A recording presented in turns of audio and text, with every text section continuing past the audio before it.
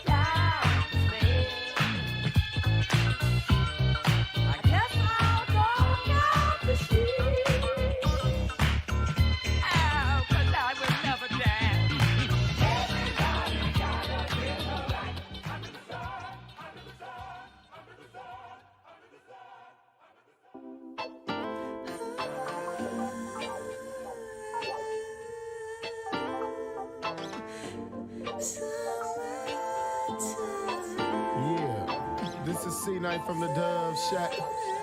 Getting those shit out. Kicking it at Kings Park with all the homies.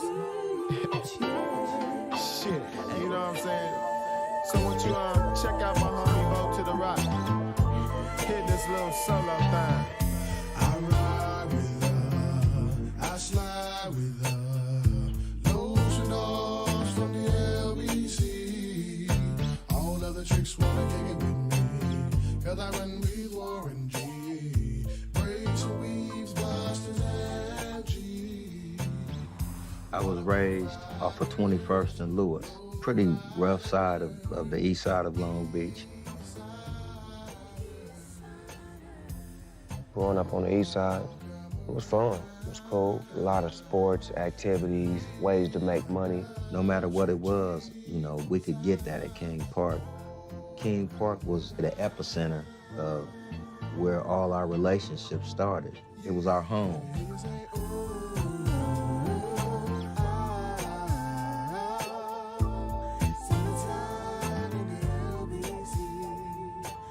I would walk to school in the morning, me and my sister. Snoop and his mom. His mom used to walk him across the park to go to school at the same time. So we used to see each other going across the park. When we would see each other at King Park, we would always, you know, click and hang out. It was every time you seen Warren, you seen Snoop. Every time you seen Snoop, you seen Warren. United Teams was a man named Jeff in a blue van. We called the van the Voltron, and we was the Voltron crew. He used to pick us up, take us to different neighborhoods to sell candy. We would work real hard. We would sell all of the candy that's in the boxes, and all we would get out of the deal was like $25 maybe. You know, you go to school, $15, $20, you balling, you know what I'm saying? And we was able to, you know, learn how to hustle and learn how to communicate and have dialogue and dialect, and to be articulate with knocking on doors. Hi, ma'am, we're with United Teams, and learning how to sell product and, you know, look somebody in the eye. And that went a long way with us because it was like a skill that wasn't being handed down in the neighborhood. Nobody was teaching this. And most of the guys that did that when we were kids, all of them niggas got money or got jobs. He gave us the opportunity to make something. Even though he was making a lot of money off of us, we wasn't smart enough to understand everything.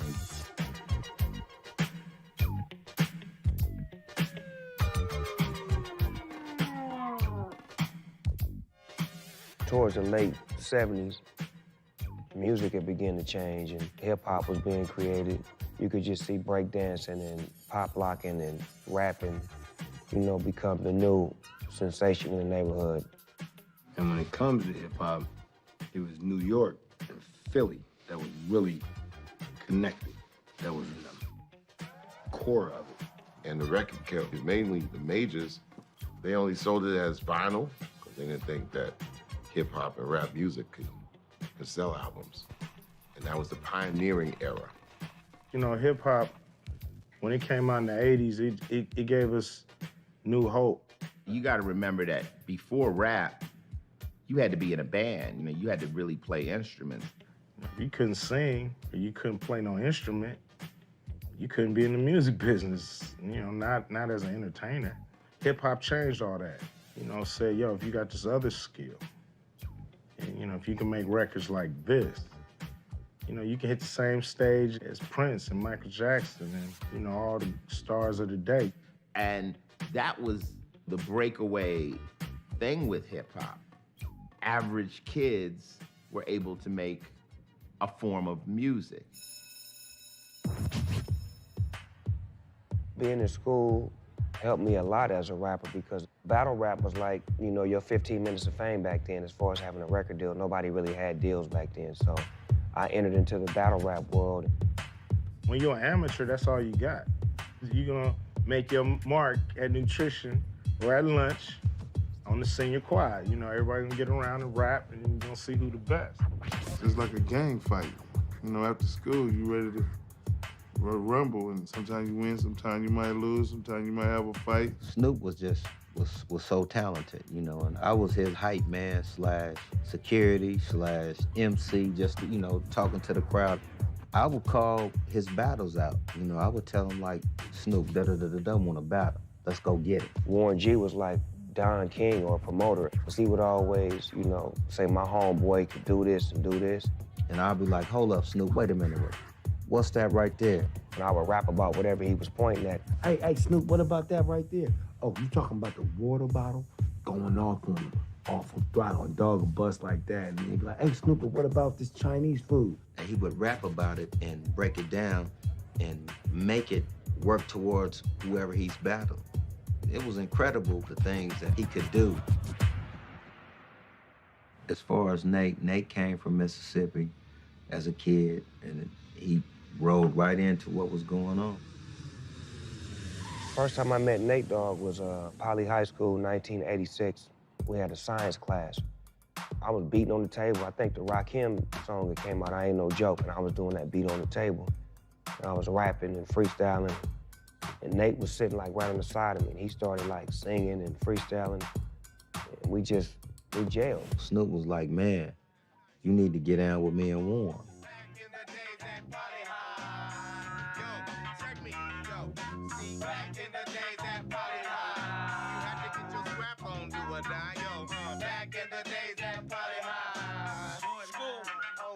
I didn't even know that Nate could sing like that. The soulfulness that was coming from his voice was incredible. Just woke up out my bed, and to my surprise, I had to brace myself. I couldn't believe my eyes. The homie just hey, she said this shit burnt my motherfucking eyes, man. She said, listen home. Nate Dogg was letting me use his car for the prom, because I didn't have no car. And we used his car for grad night or whatever that was when you go to Magic Mountain, and we dogged his shit out. I mean, me and Warren G drove that motherfucker till the brakes was gone. And that was like the first time 213 was like. We got a group, man, and we just started creating. And we liked the group 415, which was from the Bay Area. So we was like, shit, we're gonna be 213, because we from Southern California. Nate was the soulful vocalist, but keeping it gangster at the same time. I was the producer / artist / DJ, and Snoop was just like the architect, the player, the pimp, the gangster, all in one. We wasn't shit until we all came together and took all of those powers and maximized our strengths. You know, people knew who we were, so we would come in the club and come in and just turn the whole club upside down. You know, and I set it off. You drink whiskey, I drink wine. Come when everybody, it's gangster time. Boom.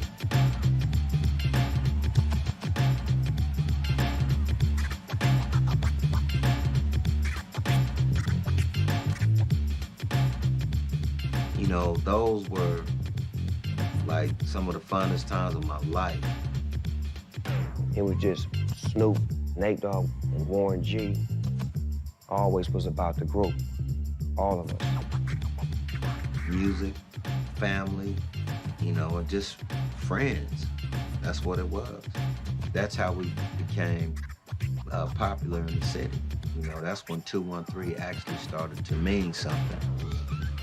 Naturally, the neighborhood loved it, but it's trying to get the world to love it. And once we would take our cassette to certain people and have meetings with record labels or executives or whatnot, or people that we could get to at that time, we wasn't what they were looking for. Never.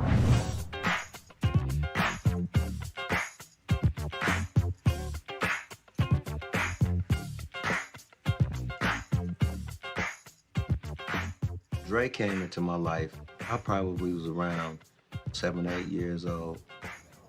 My father married Andre's mom. I didn't have no brothers. People say they're brothers, people say they're stepbrothers. I say they're brothers. They grew up in the same house, so. Dre, at the time, too, was really trying to figure out, you know, his path in the game. You know, I mean, he was producing world-class Wrecking Crew stuff, but I don't know if his heart was totally into that style. So he started working with Eazy-E and me and started doing the NWA thing. The world-class Wrecking Crew and NWA, they inspired us a lot, you know. We was around that and just wanted to be like them. Oftentimes, Warren would come to the studio to hang out with us. This was before Death Row. I mean, you know, I knew Warren G was always there, so I never not saw him. We shot Dre a tape of some of the music that we had, but I don't even know if he listened to it or he did or he didn't. He was just like, pfft. Snoop used to get discouraged a lot, you know, because wasn't nothing happening. My mind was telling me, you know, man, fuck this rap shit, ain't no money in it. So I would give up and not focus on my craft. At one point, I had got so frustrated where I just took all of my rhymes. I had about like 100 raps all wrote down on paper. I just took all the motherfuckers and just threw them in the trash like, fuck this shit, it's over with. And motherfucking Warren G went in that motherfucking poured all of them out of the trash can. All of them. It's like, you know, to be able to believe in somebody where it's like, you know what, I can't let you give up because your dream is our dream. If you make it, we make it. You had 3 guys that, you know, was talented, but at the same time, we still was trying to survive, and really, the only way we knew to get money was to, you know, get into the, you know, the drug trade.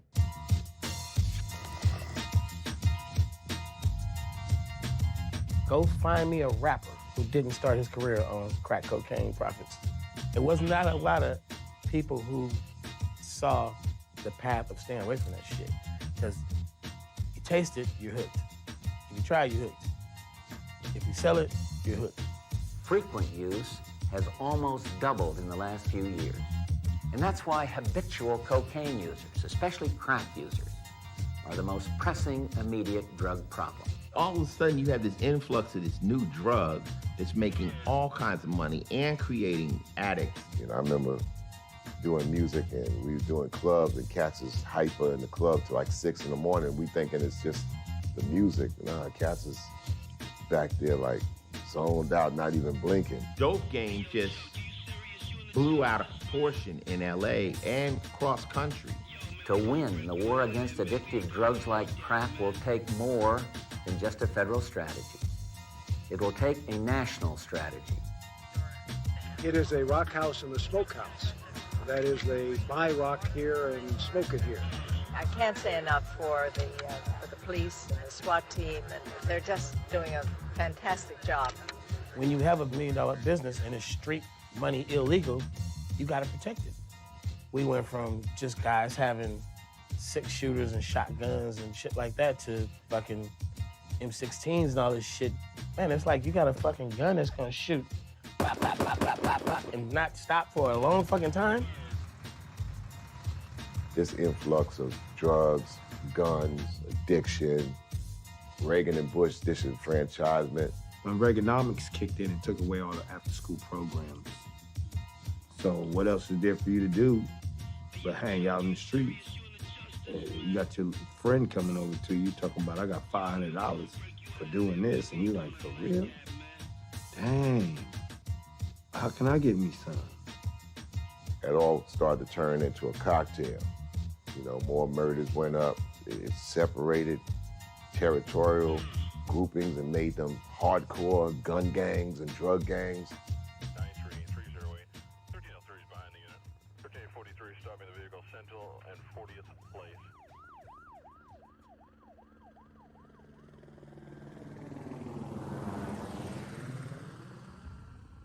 We got involved with all of the wrong shit.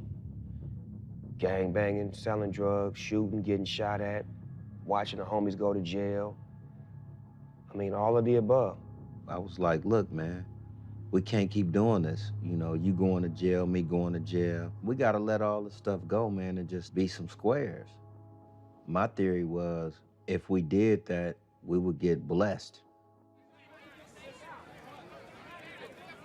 I don't know what made me call my brother Dre. I just called him like, man, what's up? You know, just to say hi. And he was just like, shit, come up to this bachelor party we having. So I was like, all right.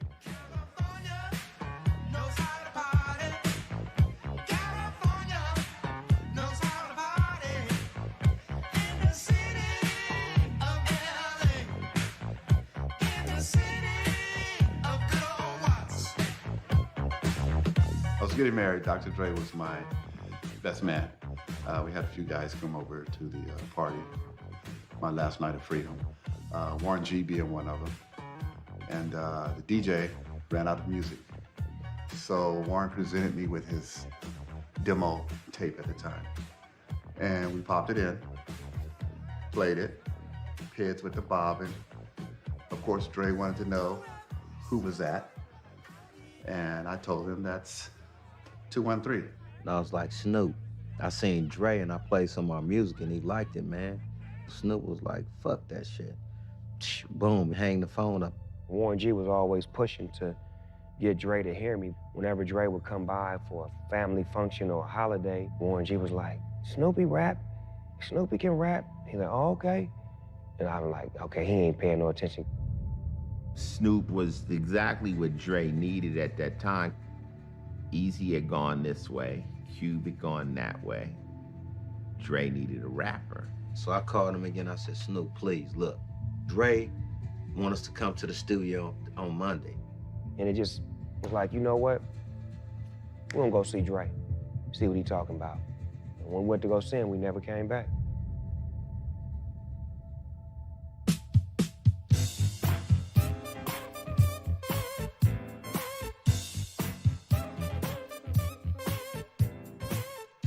One thing about music, it always has a forefather and it has the generation that takes it to the next level. G-Funk, to me, is the extension of P-Funk. P-Funk was created by George Clinton with the Parliament. P-Funk is a combination of all the eras of funk that we've done. Parliament started in the 50s as a doo-wop group, came through Motown.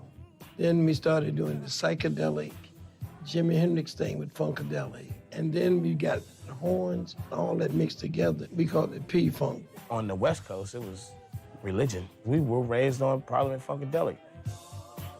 Funk was all I had to grow up on. Parliament came on, Aqua Boogie, baby. That was like the most gang-banging shit ever. Boy, was it neat, yeah. Not just neat, she was totally neat when she did the freak with me. Well, my musical background was basically given to me hands-on by my mama first. My mama loved great music. She had a bar where she had 8-track cassette players. Always had parties in the living room. And my mama partied Monday through Monday. And that's how it was back then, you know. Her friends would come over. They would be partying, drinking, music in the living room. And all the kids would be in the back room. And then me, I would come out. And I'd come out there and dance, bump with a big fat girl. do my thing or whatnot. The entertainer side of me was being groomed without me even knowing it. My family members and my mom would be the ones who would encourage me to be like the life of the party at the age I was at. Party, dance, and occasionally sip some slit small liquor bull. You hear me? My mama was like, Snoopy, how you feel? I said, how the hell you think I feel? And she like, you ain't never having another drink again a day in your life. You ain't gonna talk to me like that. That's how I got my first dose of real good music. The R&B, the Betty Wrights, the Isley Brothers, the Gap Bands, the Curtis Mayfield, Marvin Gaye's, all of the above came from Mama. I'm a very soulful person. I like to do music to make people feel good. And that came from, being around my father.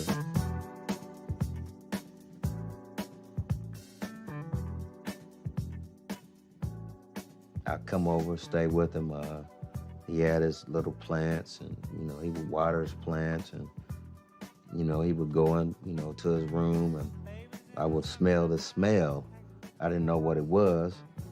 Back then, I would just lay down by the records, my headphones on that he got me, and just listen to music all day.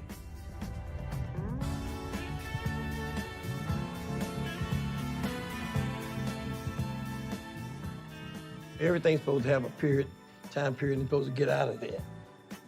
People didn't have enough of funk when our time was over. There was always the area of funk that was laying around, that was always in the crates of that uncle who might have just collected 45s. So when we go make our own music, we just kind of do an interpretation of what we grew up on. We just kind of, you have these influences. The G-Funk was really like bringing Parliament and bringing that sound to hip hop.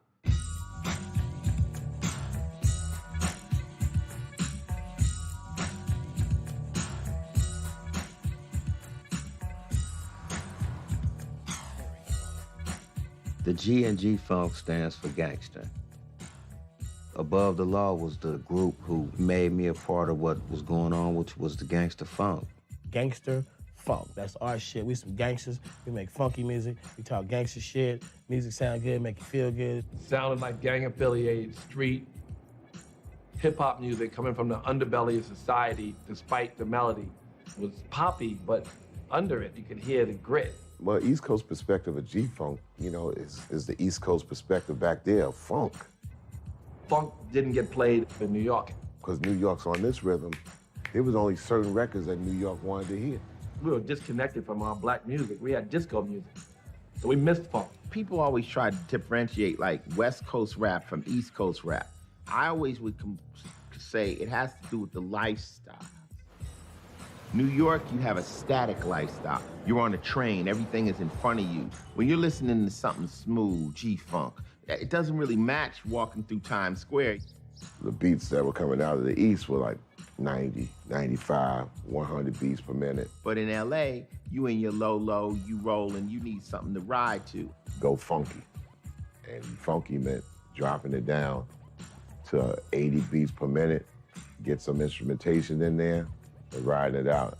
It was sine waves, it was, oscillators and bass guitars and guitars at the same time with keys, all mixed up in melody. And nobody was doing that, and that's what was changing the game.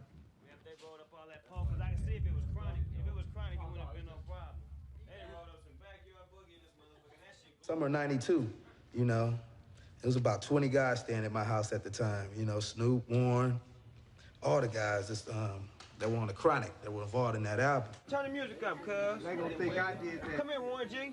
Moving in with Dre, he was just being a big brother to us and giving us a place to stay because he knew that a lot of the situations that was going on where we was from, it wasn't cool.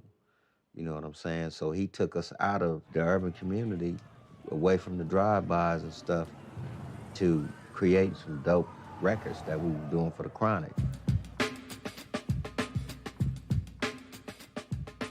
Snoop, DLC, RBX, Daz, Corrupt.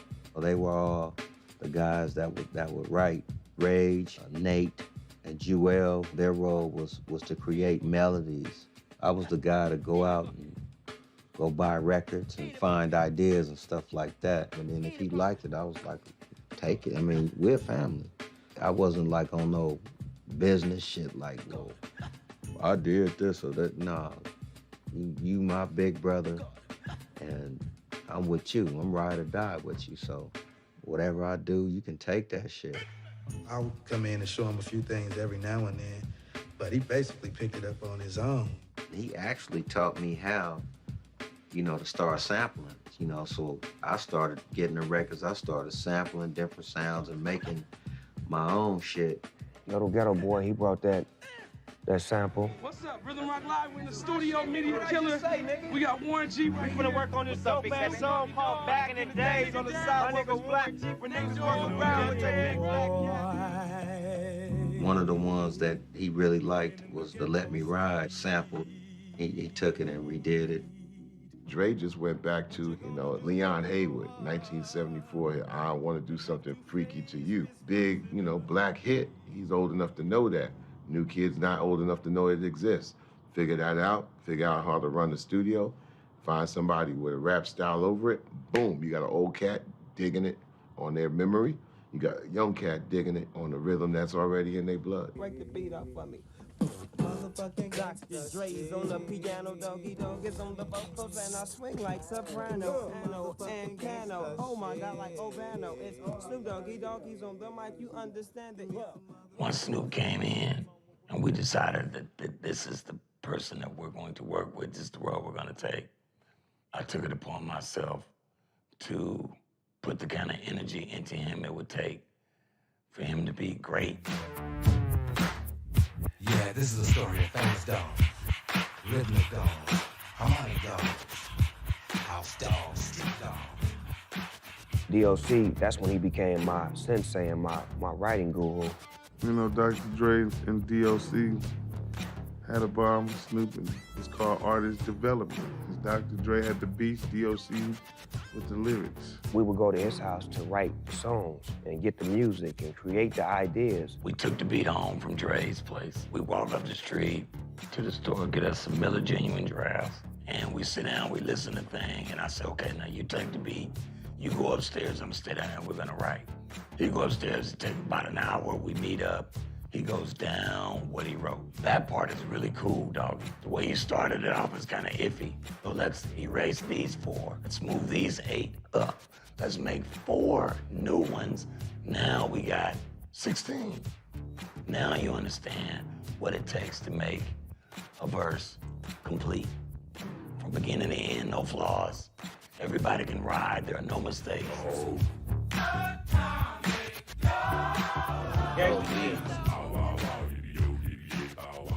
Dr. Dre is a bad motherfucker in the studio, meaning that you could be doing this shit that sound like this, and when he finished with it, that motherfucker gonna sound like that. Even with me, when I came to Dr. Dre, I was good, but he made me great. Like, that's what he has, the ability to make you great, to shine you up, to polish you up. Like I said earlier, I deserve a Lifetime Achievement Award. Everybody knew a little something, but Dr. Dre enhanced it, developed it, and helped it to evolve to a higher level. Yeah, man, the Chronic is like, it's the bomb thing on the street right now, And I figure, my album is the bomb, so I had to call it that. Rap has always been like the NFL, man. Some cats are Pro Bowlers, other ones are just good. But the Chronic was like, that was Hall of Fame type stuff, man. I have the same feeling about that album back then as I do now. Wow. Dang. Of that era, that was the best album. It had everything you could want in a record. Political, socialism, fun, enjoyment. And it was revolutionary because it was transcending, and it was gonna change the world to have different people who never would listen to hip-hop, listening to hip-hop. But when you're somebody like Dre and you have access to all that good talent, it was just a masterpiece. When Chronic was released, that was your introduction.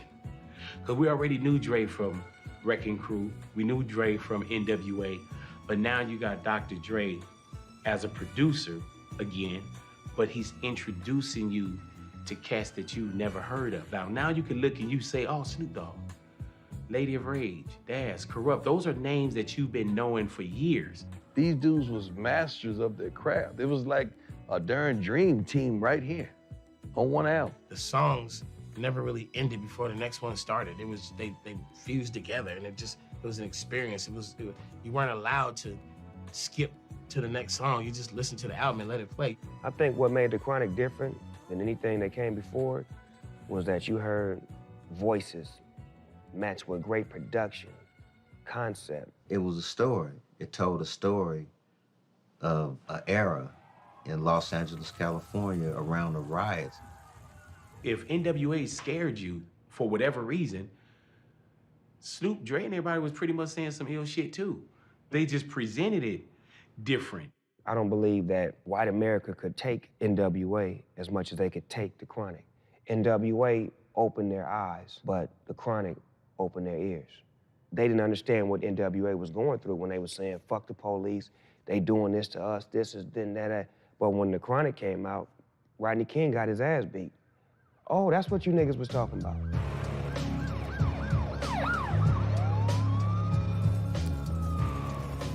It's funny. It seemed like a time black folks as a culture were progressing. The Cosby era. But when I got to California, the police was doing those dudes real bad. The 362-page report was unsealed this morning, presenting what one high-ranking official said was an ugly picture of his own department. What the report clearly says to us as the leaders of the Los Angeles Police Department is mediocrity is alive and well. LAPD is a totally different type of police force than any other. And when they come out of those cars, they're on a mission. They're never coming out that car to talk to you, to be nice. I got a bunch of stories. They always used to whoop on us. You could be in your white shorts, and a motherfucker be like, lay on the ground. Then they pat you down, let you go. Your clean white pants are now brown and black. Guy rolls off like it never happened. I got arrested for some warrants. Going on the way to the station, I got a beat down. I mean, straight up, beat. Boom. If they're acquitted, there'll be an outcry. A lasting fear and mistrust of the law in LA. I don't think Rodney King beating was a big deal to anybody who was from anywhere in the streets. That was just another nigga got his ass whooped, except on camera. I have no complaints about my police officers. I watched them. I was on the street for 36 hours, and I watched them time and time and time again. Now, there's lots of ways you can deal with this. You could be mad at the police, call them out, talk shit about it. But at the end of the day, all we was saying is, we just want a fair shot.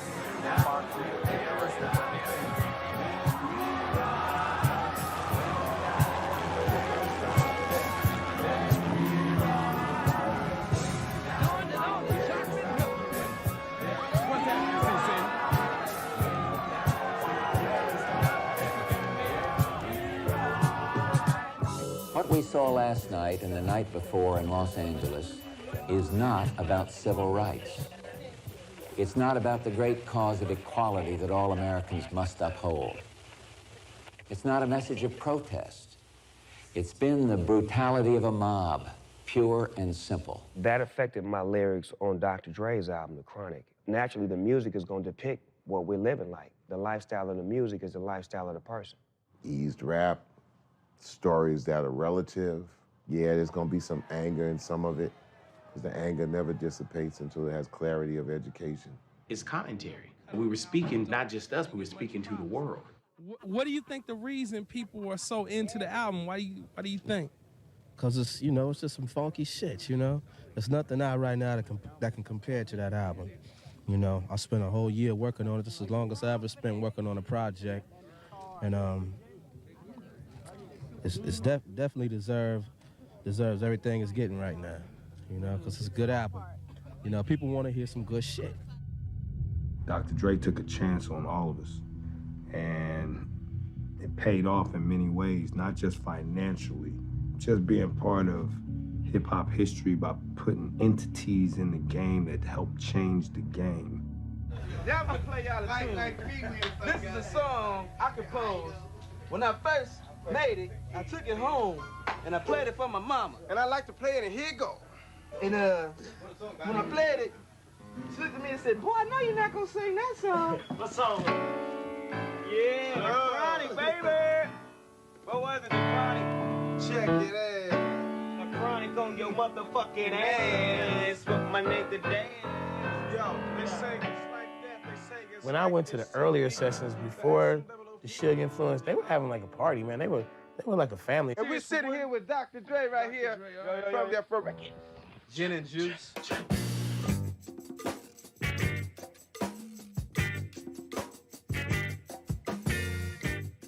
Nobody was thinking about money, which is why the music came out great. He's not greedy at all. He's probably the most nonchalant with money and with the business part of it because he's not sitting there going, what can I get? He's like, what can I create?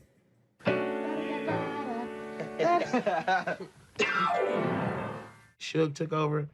It was a different vibe there. It was a little more tense. And Suge is the CEO. He ran the whole ball game. You know what I'm saying? He ran Death Row. Dr. Dre just gave us the lane to do what we love to do. We love to make music and work and all that. And Suge made sure we had that lane and made sure that lane was clean. Suge didn't do shit musically. Suge wouldn't know a hit record if you took a Parliament Funkadelic album and slapped him in the face with it. But he helped facilitate the deals that put us in a place to be able to do shit. And then once we started doing shit, then he started going and making backdoor deals by himself. We started to bring in people that he termed as security.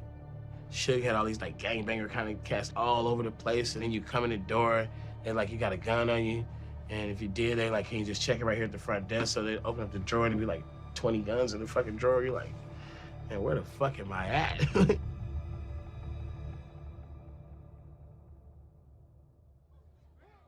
At that time, we was right in the middle of doing a lot of good music, and we was just creating some dope records. Things was moving in the right direction, so there was a tour for the Chronic. I was charged up because I'm like, shit, I'm getting ready to go on tour. And packed up clothes, everything, and got up to the airport and everybody had a ticket but me. My best friend, my brother, everybody out having fun, and I'm sitting up here just tore up. Warren G was a part of the Chronic album too. Don't get it fucked up. He brought a lot of music and, you know, ideas and, you know, shit to the table, skits and this and that. It made me feel like, you know, motherfuckers don't even give a fuck, you know what I'm saying? It's like, damn, I thought I was really tight, you know, in the family. And it was fucked up, man. It was real fucked up, because it was like, you could just see the frustration in his face. And it was like, it was hard for him to deal with it. It was real hard to deal with it. It was just a very, very devastating situation, just me not being able to go and be a part of the people who I was down with, you know, with 110%. Warren G was never signed to Death Row Records, and they did it so scandalous to where they didn't present him a contract. Nate didn't sign either, but he was so tight, Dr. Dre couldn't do a record without Nate. Suge was fucking with Warren. He was treating Warren funny. And it was real fucked up because I'm not saying that Dre knew, but I felt like he could have made it happen. And then one day they called me up to another floor, and the contract was there. And I'm asking, where's Warren G and, you know, the rest, Nate Dogg? Oh, they gonna come do theirs later. I went to Dre and I talked to him, you know, and he was just like, you know, you gotta be your own man. I don't want you to go through no bullshit, so just go out and create your own shit, you know, on your own. But me, being such a fan of him, it hurt.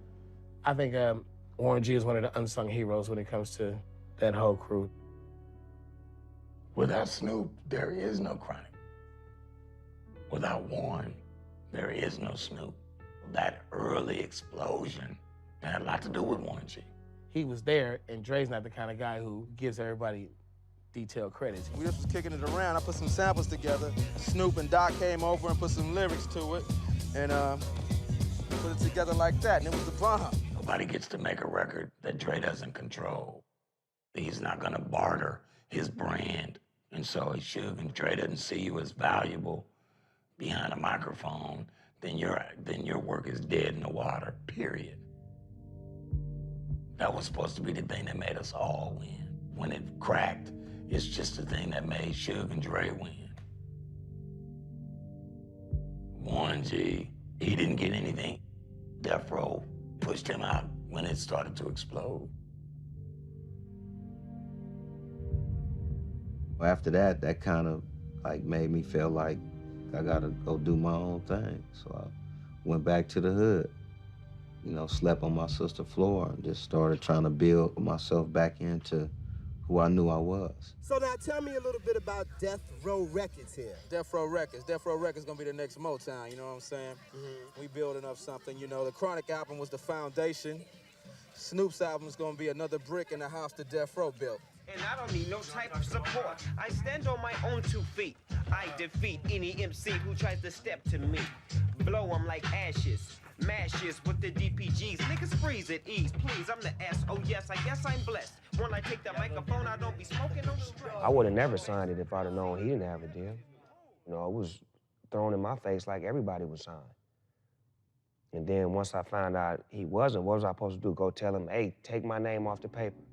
I had to continue to do what I was doing, and this is what you wanted. You've been wanting me to do this shit for the longest. I'm here now. But at the same time, I can't do it with you, but I involved him in everything that we did. Go ahead, Dre, rock that shit. Rock that beat for me right quick so I can, the one Warren G got back in the day. Dre, the one Warren G got back in the day. With Nate Dogg singing. Put it on. Put it on. I was around Snoop sessions around 93, just being there to try to be creative and try to help my homeboy be successful.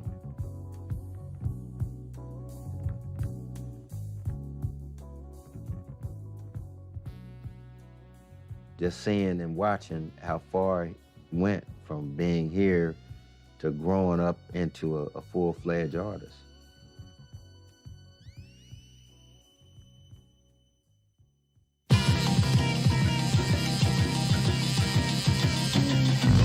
From the depths of the sea, back to the block, Snoop Doggy Dogg, funky at the dock. Went solo on that ass, but it's still the same. Long Beach is the spot where I serve McCain.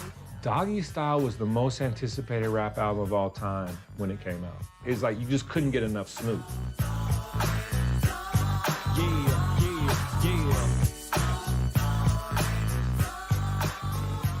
Everybody had heard Snoop on the Chronic and was waiting on his own record. The stage was set. That was a record that introduced the world, not just to Dogg, because we got the Chronic, but I'm talking about introduced the world to what Long Beach was, what this look was, what Cuz meant.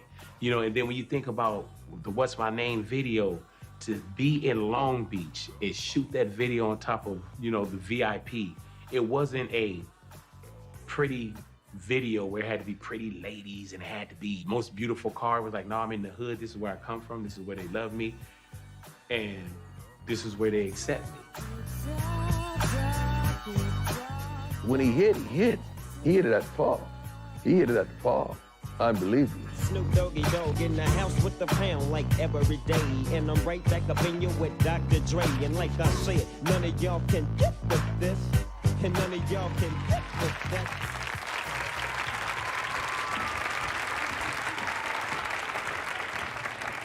Hey, Snoop, how you doing? You are? Nancy Fletcher. Jewel. How you doing, Snoop? So what's the message that you're trying to send out on your new debut LP? Just something to groove to. Get your mind off your problems. Stop the violence. Something to groove to. So I understand Dr. Dre is a major influence on you. Yeah, it's all a family thing. You know what I'm saying? It's a Death Row coalition. It's like his music with my words. It's like it's a family thing. Something to groove to. I give it up for Snoop Doggy Dogg. The day that it was released, me and Snoop just rode around L.A. and saw the lines in all the record stores, you know. And I remember that because he was so blown away by it. He had to have known on some level. But I think Snoop is just a really humble guy. Everywhere I went, all you could hear was something coming out somebody's window and it was Dogg, or the conversations of, man, have you heard this one? What's your favorite? Let's just hold Snoop Dogg up on a pedestal. He's a worldwide household name. Icon, iconic Snoop Dogg. That is the G-Funk in a lightning bolt. Like, that's it. Snoop was dope. I just wanted to hear more and more music from him. Such a cool person, you know.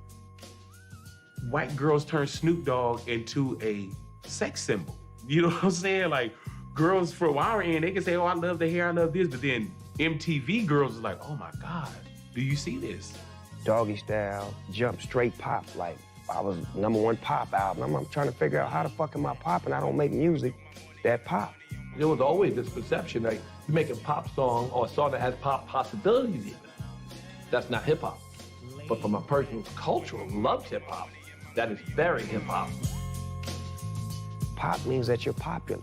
As real as I was, as hard as I was, as gangster as I was, white America accepted it faster than black America. White motherfuckers smoke weed just like niggas. Probably more, because they don't get in trouble. No shit. They probably on their bongs and shit and having a good time. They can relate to the dog. So I became popular with being the lead voice from the Chronic album that stepped into his own, produced by Dr. Dre, with a new spirit, new feeling, and a whole new swag. Nobody had a swag like mine that was hard, but in pocket and mellow.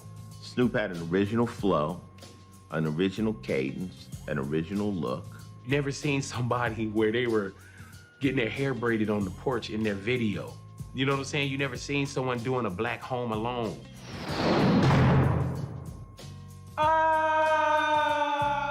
Snoop's vocals was funk. Snoop's vocals was some vocals that people ain't never heard like that. You know, Ice Cube was coming East Coast, I'm coming at you style. Snoop was, I'm in the pocket funk, way in the back.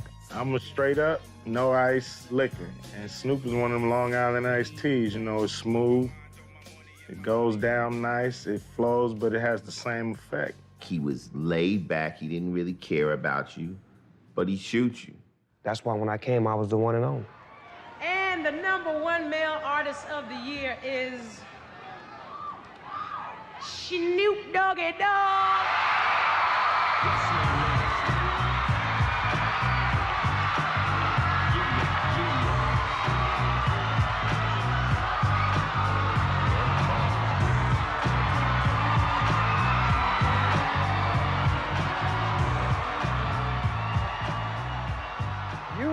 Are responsible for the producing of this album. Now, what goes into being the producer of a hit album like this? A lot of hard work, you know, kicking it in the studio. A lot of people like these people in the studio. You know what I'm saying? Yeah. Everybody drops their 2 cents in the bucket. You know, I can't do it by myself, and we come up with a masterpiece. Dr. Dre. You know, things went the way they went. I still wasn't gonna give up on being a part of what was going on. And, you know, they my family. One day I was up at the studio with, you know, with everybody, with Dre, Snoop, and just everybody, our whole crew.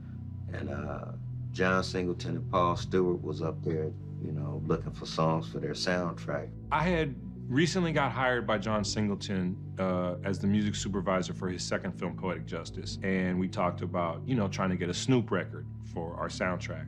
So while I was hanging out at the studio trying to get this Snoop song, I met Warren.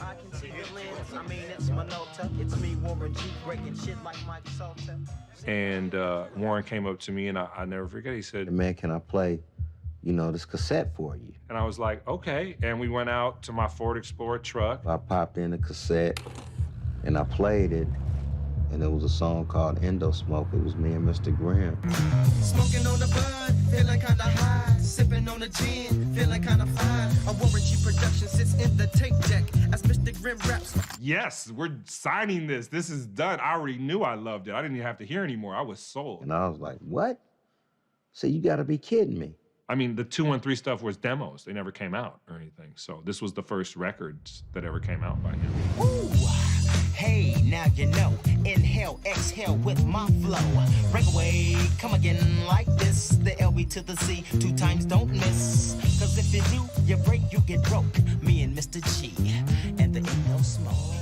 Indo Smoke opened up the floodgates for a lot of the record companies to start reaching out to me. Because Indo Smoke was on the radio, was being promoted. People was just like, who is this guy? Who is the other guy? You know, they wanted to know who we were. It's about, is there a melody, is it soft, is it accessible? Indo Smoke was made to be on the radio, to go through the roof, that was street, even though it had melody.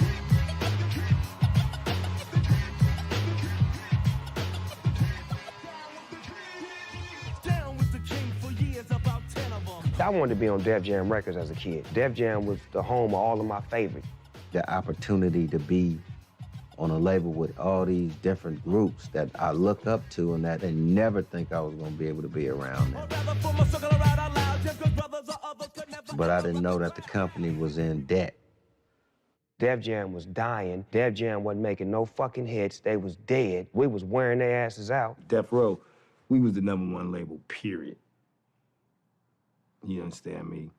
Gangsta rap and in this music industry, but Def Jam is historic for hip hop.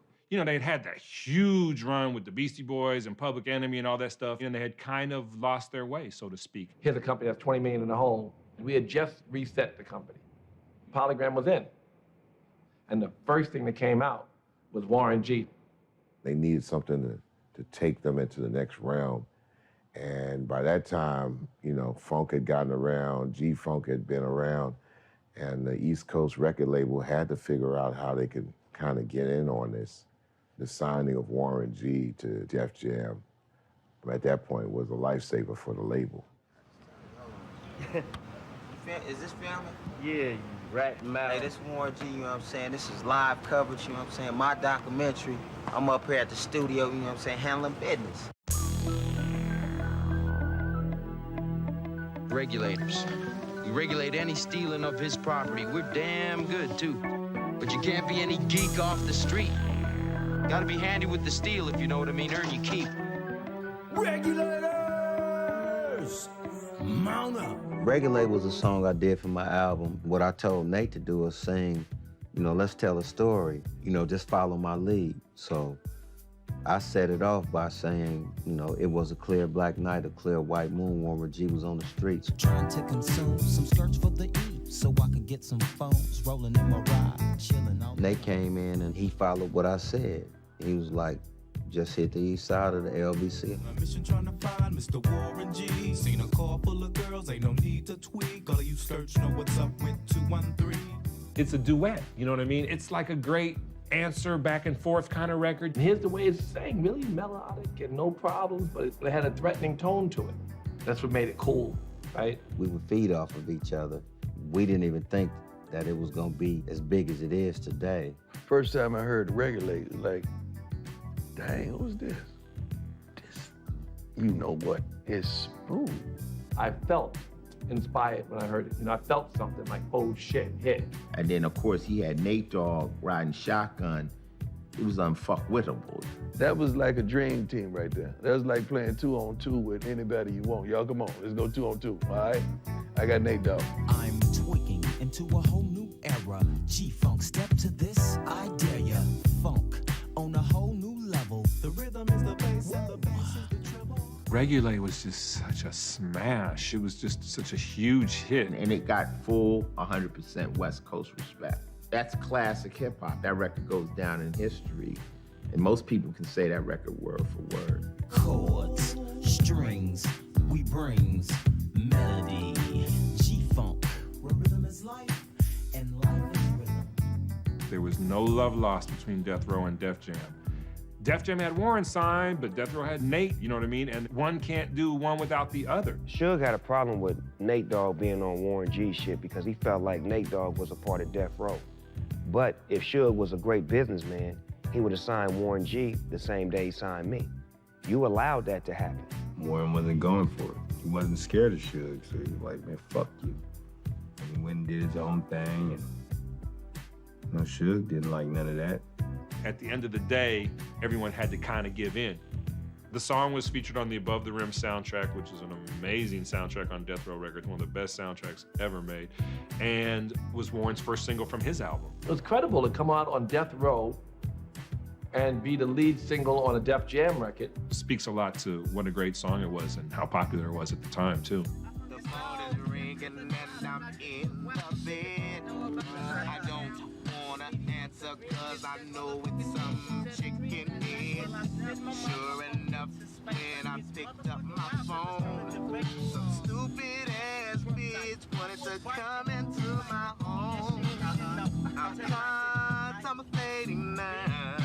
Do I need the booze? Check it out. I think we can do that on my album, baby. When I dropped my record right before the summer of '94, it just took people by storm because they had never heard nothing like it.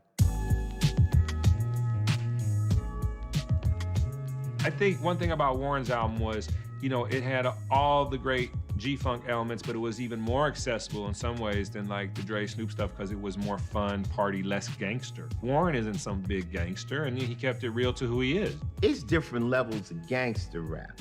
So Warren was more like, I'll shoot you if I have to type motherfucker, you dig? Where a lot of us, we coming to get you type shit, you dig? My reaction to hearing Warren G's debut album in '94 was classic, because Warren G wasn't a good rapper as a kid to us. We used to always clown, because he used to take all the Dr. Dre raps before they came out and be using those and cheating and shit. So when I heard him on there rapping and doing his shit, his production was next level. He was basically on the same level as Dr. Dre. Didn't use none of the shit that I do, you know, none of my sounds or none of that shit. He just came out and did his own thing, came up with his own shit, which is dope. His album was like a runaway success. It was very quickly triple platinum. This is Warren G, you know what I'm saying? Is it going platinum yet, Johnny? It's platinum now. Almost double. Double? It'll Right. be double by the end of next week. I don't even think Russell and Lior and them understood what was really going on. I'm an optimist, so I thought we would survive and we would grow and we would do something innovative. And, you know, I didn't expect that deal to go just the way it did. Warren's music was worldwide because the melody plays no matter what the language. He showed the pop potential of hip hop. And he saved Def Jam with that record. It was the biggest record that they had in a long time, that's for sure. Without Warren G, we would have had to sell the company. We would have fell apart. Without him, would we have a Jay-Z or a Foxy Brown? I don't know. I don't think so. We certainly wouldn't have had the support to go out and build those acts. I thought I was like the biggest nigga in the world when I went to Europe. I performed for like 50, 60,000, Wembley Arena, you know what I'm saying? I'm popping. So this time I go, Warren G is already over there. So I'm like, I got my homeboy in the house, I'm finna bring out a special guest. I bring this motherfucker Warren G on stage. What's up, man? All 100,000 motherfuckers stand up, lights. I'm like, this nigga is Elvis over here.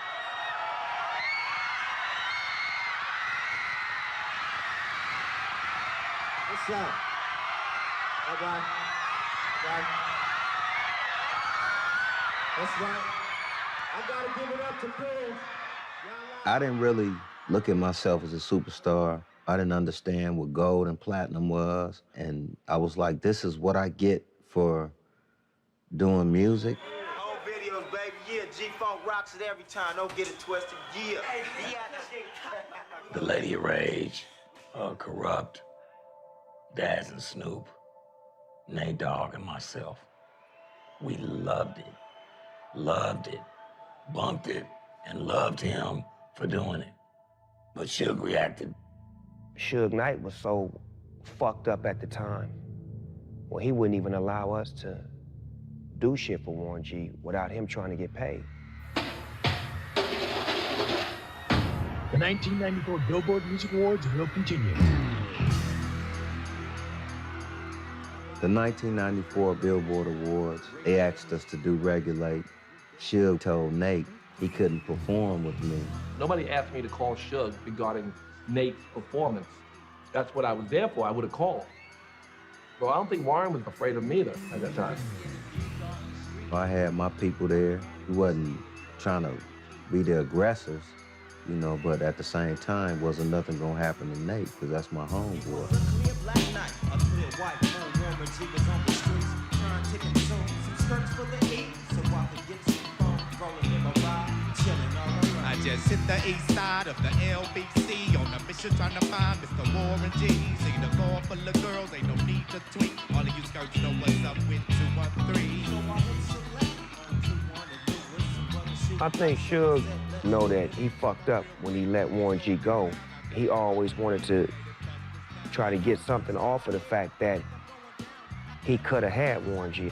It wasn't a good reflection that this artist, who was part of his camp and viewed as his camp by almost everybody, left and kind of went to this East Coast label that he didn't like, Def Jam, and had all this success. You know, and we all know how Suge deals with business and negotiates. Just throw your hands in the air and wave them like you just don't care. And if you're down with Nate Dogg and Warren G, somebody say, oh yeah! Oh yeah! Hello, Warren. Hello, Patrick. Just wanted to say you guys know how to throw a party. And I just want to say that I'm having a really good time and that I'd like to play a tune for you.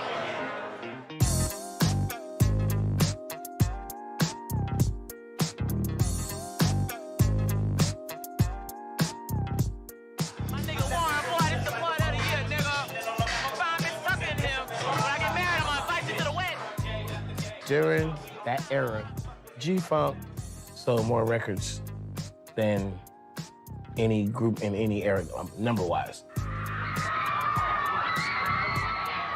No matter where we went all over the world, people embraced G-Funk and what we did. G-Funk was more than just a sound. See, G-Funk opened rap up to a bigger audience because it would never go out of style or come in style because it was a melody. People were so intrigued for whatever reason. It could have been you really enjoyed the music, you really enjoyed the lifestyle, or you also felt this little thing where you felt like, man, this is dangerous. White folks is gonna always be fascinated with niggas. It's the nature of the beast. Just I love the beat, the lyrics. I've always listened to it. You know, white people getting into it. The reason that they fell in love with it is because it's just dope, you know, and they wish they could do the shit. You'll see boxers walk out to it. You will see football players. You see cats from baseball, that's their walkout song. You know, most people in their lockers, you know, trying to hype themselves up to play in Atlanta with the Falcons. It was number noise. The head coach, Jerry Glanville, he brought in these huge speakers where it was a concert in the locker room, man. I wouldn't say it crossed over because when something's so good and something's at another level, it ain't a crossover. It is what it is. Like Jordan's so good, Jordan ain't black or white. Jordan's Jordan, man. So when you hear that beat drop, the white dudes there, the black dudes, the coaches, the ball boys, everybody, you know. It's a lifestyle of partying and smoking, drinking, hanging. Everybody got to get on. It was like a new day. That basically opened the door for East Coast listeners to feel cool with playing West Coast music, because before that point, niggas on the East couldn't just play West Coast music like that. They was looked at as like, nigga, what is you doing playing that shit? Until we made it fashionably cool with the sound that took over America, to where it was like, oh, you not playing that? You the only nigga on the block that ain't playing it. Everybody had their own level of success, so there wasn't no hating going on. We were handling business. Business was getting handled, but at the same time, it was just too much fun at that age to be making that sort of impact in the music industry. It was just too much there to not enjoy. And I was like, these dudes is turned up, man. They living La Vida Loca. Babe, I got handcuffs at home waiting for you. In Miami Lakes, baby, I got handcuffs waiting for you. On my bed.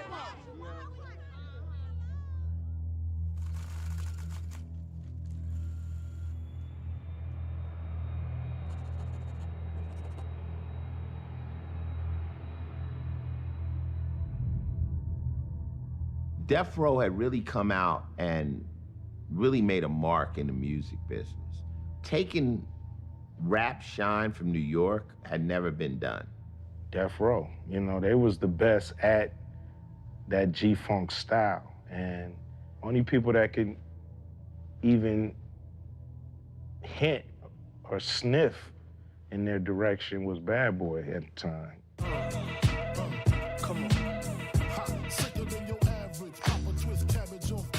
Puffy, he had started Bad Boy Records, you know, out there in New York.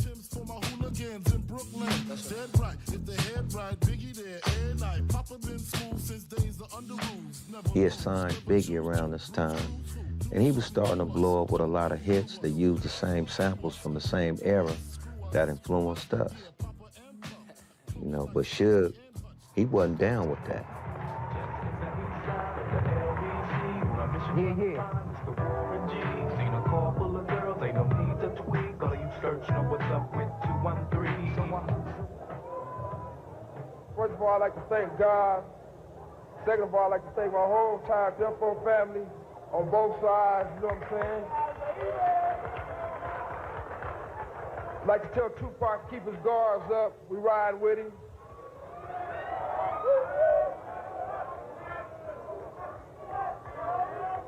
And one other thing I'd like to say, any artist out there want to be an artist and want to stay a star, and don't want to have to worry about the executive producer trying to be all in the videos, all on the record, dancing. Come to Death Row. I think that was the moment, this period, the moment where everything Suge said was directed directly to Puffy. And he put that out there, Puff took it in, and the shit went to where it went to. It was a bold move also to do it in New York. Suge had a problem with Puffy. That was his personal problem. But the thing is, this one particular guy is a representation of the East Coast. So the East Coast took offense to it. That's what made it East Coast-West Coast war. The East Coast was behind Puffy because they supported him, and the West Coast was behind Suge. And he was behind us. By him being on our team and being our leader, we naturally have to ride with him. Divide and conquer is his primary tactic.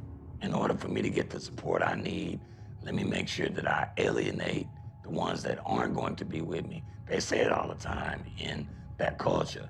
Either you with me or you against me. That's gang culture. Death Row and Bad Boy and Death Row. So it's like, I'm looking at the room, you can see all them New York niggas like huddling up like, nigga, it's all of us versus them niggas. All these weak rappers, Nas, all these suckers, they battling off of East and West like this is a game. This ain't no game. Media did what they were supposed to do. They took a story and ran with it. And turned it into something. Controversy, and controversy sells. Every other question they would ask us was about East-West. I blame the Source magazine, and I especially blamed Vibe for creating an environment where people got killed. They were, instigating something they didn't even understand. These nonviolent poets who escaped the hood were surrounded by violent people with no future. Ain't no in between. If you with us or against us. Those who with us, we got love for you. Those who not with us, you don't even exist. We didn't know the consequences and repercussions from what the youth would see out of it, what the streets would see out of it, and what the music industry would see out of it. We were just kids. Shakur was shot 4 times after leaving the Mike Tyson boxing match in Las Vegas in a car driven by Marion Suge Knight, the head of his label, Death Row Records. I should have got involved earlier. I should have put Suge and Puff in the room. I should have put people together. On March 9th, 1997, Biggie Smalls was shot and killed in Los Angeles. Smalls was leaving a music industry party. The shooting was eerily similar to Tupac's 6 months earlier. After Biggie's death, it's too late, right? I regret it because, I could have maybe saved some lives. I should have did more. We were just trying to create music that made people feel good, no matter where you was from. But when everything happened at the Source Awards in '95, it no longer became about the music. It became about what side you was on. And G-Funk was never the same after that.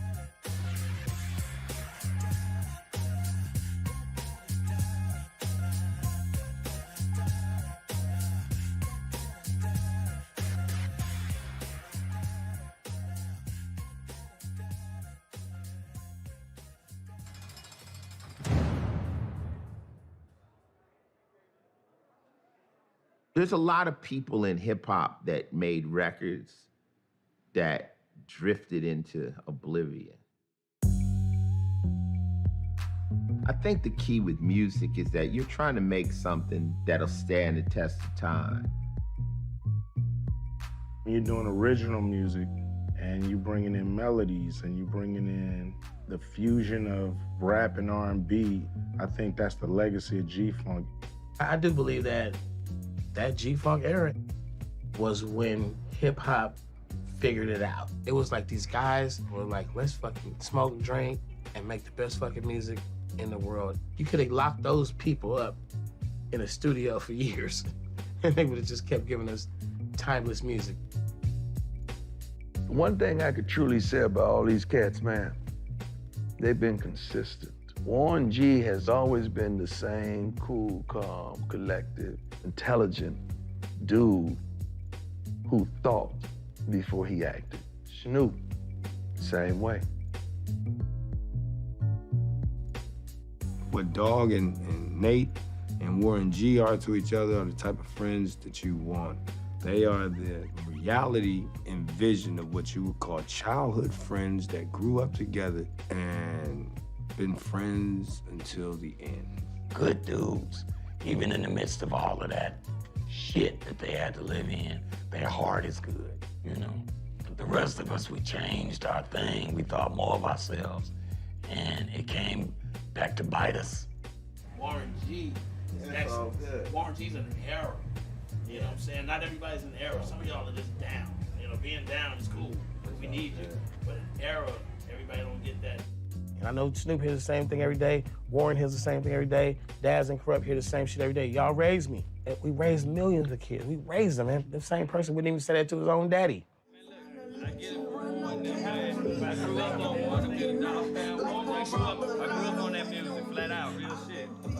These cocksuckers is not rapping like the fuck we was rapping, and the shit today is some bullshit. Straight up. Fuck it. No, I don't mean that. If you were to delete G-Funk music, I think that rap today would be totally different. G-Funk changed hip-hop dramatically. And the artists of today, some don't even realize it. There's so many branches, limbs, and whatever you want to call it that came from what G-Funk was. There's these beautiful melodic songs, these gangster rappers on them, that an artist would never have dreamed to make them. Man, I think everybody playing I'm into funk. If you listen to those bass lines of all the songs that come on nowadays, they're straight G-Funk. Kendrick Lamar is kind of like the culmination of all the old souls of the West Coast. Kendrick, that's a funky number. You put that on at a party, everybody's up off their ass. You got a problem. YG, he got that funk in him. Ty Dolla $ign. Wiz Khalifa. Shit, Wiz Khalifa's from the West Coast now. He ain't from Pittsburgh no more. He out here, he got the funk. For Warren to say that I'm G-Funk, it's cool as hell. I would definitely consider Dre and Warren and Snoop to be big influences of mine, and not even just on my music, but just on my lifestyle. There's an absolutely 100% influence of G-Funk in my music. The fact that, you know, I sing on all of my hooks like Nate Dogg. My producers that I work with, Sledgerin, Eden, and everybody, they're all heavily Dre influenced, and just that era of music, I definitely keep the G-Funk alive. The young rappers nowadays are saying, "Yo, my mama used to play your music all the time when I was a baby." They didn't grow up off Motown and R&B, they grew up off of us. So that's how the foundation is spent around that.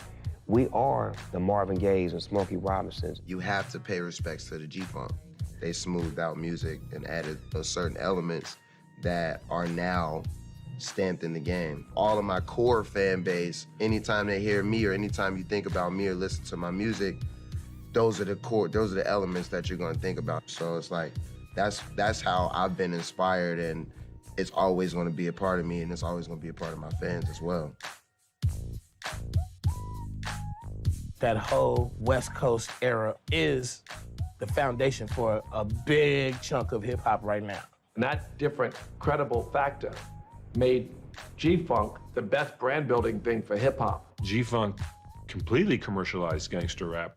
It just pushed it to a whole nother level, you know? The economics of hip hop finally kind of settled in. You know, people knew what they were worth, knew what they were supposed to get. To me, that's the money age. We just realized that this is a multi-million-dollar business, that you gotta do what the people expect of you. Whether it's making music for movies, making music for video games, making just cultural moves. You know, because a lot of corporations of today, they're using hip hop to sell their products. You know, I just got finished doing a Sonic commercial. I just got finished doing a Geico commercial. So now it's part of American culture. And hip hop became pop. I mean, hip hop is the biggest music around the world. Any country you go to, they love some hip hop. You know, everybody got their own version of it too. So, you know, we now are at a point where, yeah, it's very commercialized.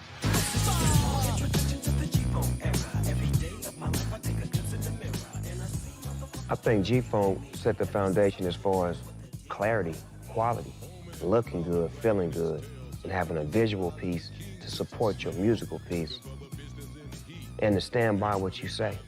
An artist shouldn't be responsible to do anything else but that, because everything should come from the heart.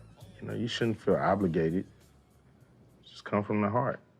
G-Funk gave a voice to many people, not just from California or from gangbang neighborhoods, but people that didn't have a voice, that felt oppressed, that felt like this was a way of expressing themselves through music, good music, that sometimes made a point to address, you know, social issues, but to be mainly party music.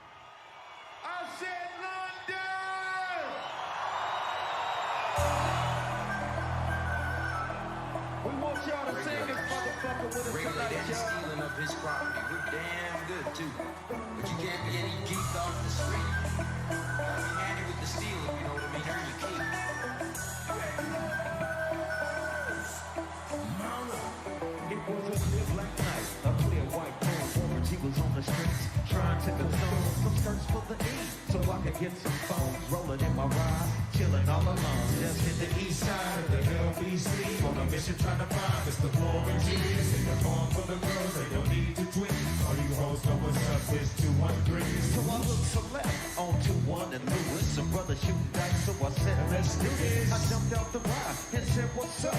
Some brother put some gas, so I said, stuck. These hoes giving me, I'm a glide and swerve. Circles looking so hard, it's straight hit the curve. Want to think of better things, there's some horny tricks. I see my homie and some niggas all in his mix. I'm getting jacked, I'm breaking myself. I can't believe they taking more as well. They took my ring, they took my Rolex. I looked at the nigga, said, damn, what's next? My homie and bluff, and they all around. They let them see if they going straight pound for pound. So come up real quick before they start to clown. I best pull out my crap and lay the busters down. They got guns to my head, I think I'm going down. I can't believe it's happening in my own town. I had wings, I was fly. Let me contemplate, I glance to the cut and I say my homie name. 16 in the clip and one in the hole. Nate Dogg is about to make somebody turn on. Now they dropping, they yelling, it's a tabulate. Nate Dogg and Warren G had to regulate. Just throw your hands in the air and wave them like it's just... This documentary is probably so important because G-Funk is three dudes: singer, rapper, producer. And from that friendship spawned the careers of a whole bunch of people and made a whole lot of money for a bunch of people.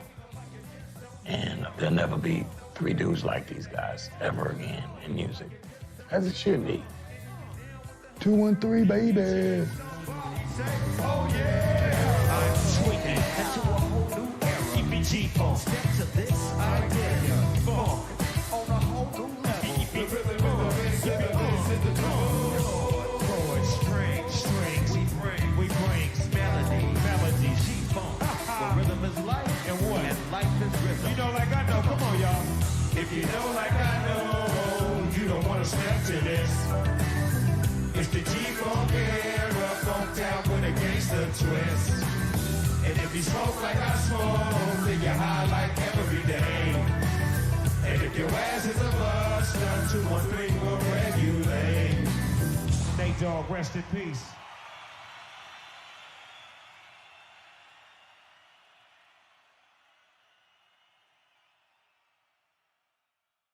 Nobody does it better. Nobody does it better. They can come closer than close, yeah. Original they never will be. We bumpin' from coast to coast, yeah, yeah. We just tryna make you see. Nobody does it better. I'm sitting here tripping, my mind is blocked. Nate Dogg just spit it, so it's time to concoct. No one can do it better like this two-man crew. They say we one here to quitters. Now what y'all gonna do? Always into something, that's my name. Only out for money, hey, cause that's the game. People always ask me why I'm out for scratch. He who has the most is he who won the match. Strike one, me and Nate Dogg is a match. Strike two, leave them standing still in their track. Strike three, you could call us 213. It's the L and the B that makes me act like a G. My exhibition started back in '93, when wasn't nobody listening but warmer than me. To all the non-believers now I bet you see, nobody does it better than me. They can come closer than close, yeah. Original they never will be. We bumpin' from coast to coast, yeah, yeah. We just tryna make you see. Nobody does it better. They call me Jeezy the spark plug, keeping it lit. There's no accident for these platinum hits. So when we make it, you show love. Banging in your club, hanging with your thugs, giving up G love. Do you remember back on the east side, when all of us niggas used to love to ride? We didn't care what we did. Time was nothing to us, we were just kids. Times are different now, but you still get stuck. I'm not a kid no more. We want y'all to sing this motherfucker with us tonight, y'all. Stealing up his property, we're damn good too. But you can't be any geek off the street. Be handy with the stealing, you know what I mean? Earn your keep.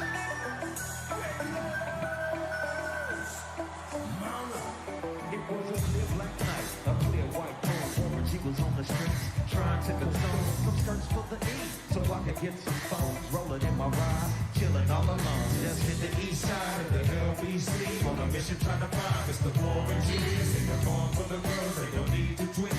All you hoes know what's up, it's 213. So I looked to left on 21 and Lewis. Some brothers shooting dice, so I said, let's do this. I jumped out the ride and said, what's up? Some brothers put some gas, so I said, stuck. These hoes keeping me, I'm a glide and swerve. Strippers looking so hard, it's straight hit the curve. Want to bigger, better things, and some horny tricks. I see my homie and some niggas all up in his mix. I'm getting jacked, I'm breaking myself. I can't believe they taking Warren's wealth. They took my ring, they took my Rolex.